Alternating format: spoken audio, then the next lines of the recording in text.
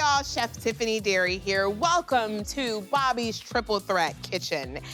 And welcome to my global pantry. I've sort of created what I go to bring the flavor on the show, but also at home. All right, let's get started. Everybody should have an amazing bottle of olive oil. Olive oil is the perfect finishing for everything. What do we grab? Olive oil. It really subtles things out. It gives it a little bit of like, hello, I'm here. Welcome to the party. You've been waiting on me, without taking over the dish. Now, vinegars. What this does to a dish, it perks it up. Sometimes you can have a dish that feels flat. And what that means is it's good. It's just not great, right?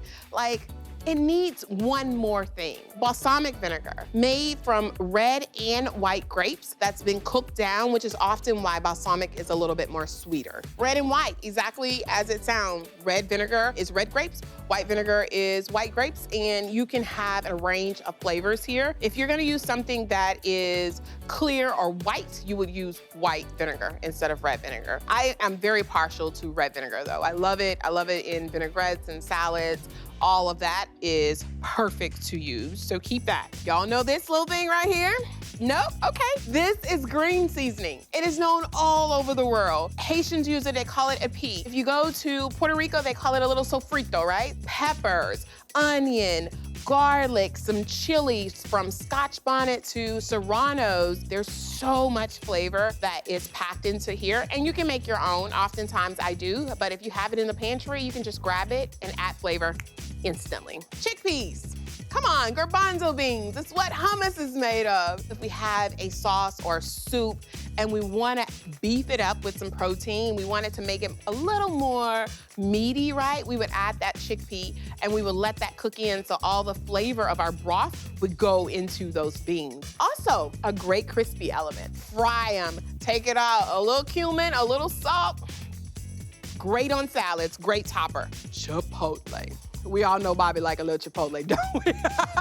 He loves Chipotle, but Chipotle is a jalapeno that's been smoked and dried. You get this really rich, smoky flavor, and it's in adobo, which is a sauce. So sometimes I'll just use the sauce and not even add in the actual whole pepper. Gives you that instant smokiness to a dish if you really want to perk it up in that way. Jerk seasoning. We're going to the Caribbeans again. This is a seasoning blend of all types of herbs, tons of allspice. Some jerk put soy sauce, some do not. Scotch bonnets. This is spice. This is pepper, and this is intense flavor. You wanna use it sparsely. You wanna taste it, see what your tolerant might be for the spice, but there's nothing like a grilled piece of chicken with this seasoning on it, or grilled piece of fish. I do whole fish, rub it down with jerk seasoning, put it on the grill, or even just pop it in the oven at a high roasting temperature. Hot cherry peppers, it's an easy one, you know? It's like, I don't wanna do too much slicing. I'm gonna grab a jar. I'm gonna add in a little more pickled flavor. You can even use the juice to help brine things. If you wanna brine chicken or turkey really quickly, you can add in some of the juice from the cherry peppers. I think everyone needs a real sweetener. This came straight out of the maple tree. Like, tap it, pull it out, and you get maple syrup. I use it not just for breakfast, but as a sweetener to other dishes. Gives you like a little bit of caramelization to it. Let's go to Mexico. All right, a little Tajin. It's like chili with lime, right? So if you want something that's gonna be dry ultimately, let's say like French fries, right? I don't wanna make it more wet. I don't wanna add and squeeze lime. I just want a little bit of that lime flavor and that spice.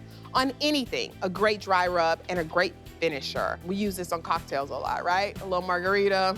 Let's go to Sichuan peppercorns. Sichuan peppercorn is spicy. This flavor, once you have it, you want more. So a little goes a long way. It is so good, like if you're having like Peking duck, or let's say that you want to do a few noodles with sauce, or it doesn't even need to be Asian. Like, it just leaves you kind of wanting more.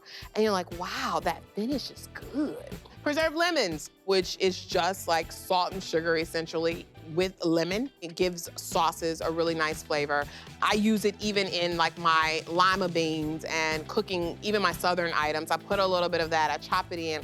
I really love the freshness and unique flavor it gives to dishes. This here is mostarda. This is made with pear, similar to like a jam, a jelly, preserves, just a flavor booster. Oftentimes on your charcuterie, your cheese boards, but honestly, I like putting it in a salad, like a vinaigrette, to really kind of give you an additional flavor without needing to add pear, cook it down, sugar, vinegar, all of those things. Just a quick little bite. Last but not least is harissa. North African, also Middle Eastern, Mediterranean flavors. Harissa is spicy, it's sweet, it's pungent. There's like cumin in there and a little bit of lemon. I love how this perks up a dish. And if you've been watching me lately, a little bit goes into almost everything because it just transforms the dish. I encourage you to taste everything here. I promise it will feel like it's transporting you to different parts of the world, from Mexico to North Africa, down to the Caribbean. These flavor profiles are amazing, and I hope you enjoy them as much as I do.